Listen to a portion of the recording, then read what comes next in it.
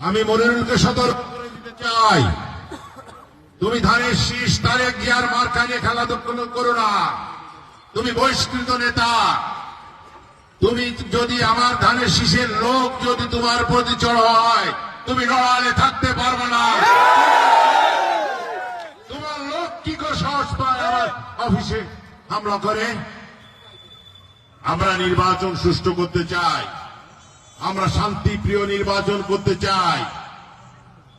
আমরা চাই না নির্বাচনে কোনো গোলযোগপূর্ণ হোক, কিন্তু মনিরুল তুমি বাধ্য করো না। তুমি গুগু দেখেছো, ফান দেখো নাই।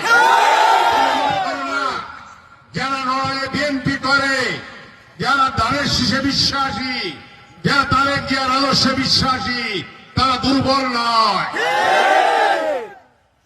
অতএব আমি প্রশাসনকে বলতে চাই, আপনার এটা অত্যন্ত গুরুত্ব সহকারে দেখেন, না হলে এটার পরিণাম ভালো হবে না। ভাইরা আমার, আপনারা দীর্ঘ বছর ধরে আন্দোলন সংগ্রাম করেছেন ধানের শীষে ভোট দেওয়ার জন্য। আমাদের নেতা দীর্ঘ 17 বছর দেশ থেকে বিদেশে ছিল এই গণতন্ত্র প্রতিষ্ঠা করার জন্য, মানুষের ভোটের অধিকার দেওয়ার জন্য।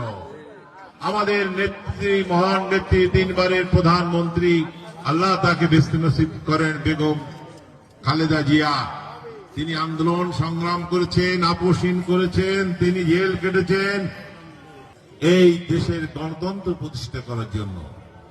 আমি শুধু কথা বলবো না, আমি আপনাদের কাছে ধানের শীষে ভোট, আপনার তারেক জিয়াকে জয়যুক্ত করুন।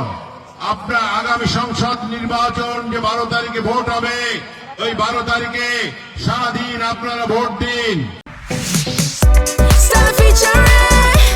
Next level, well done, side by side, Fridge.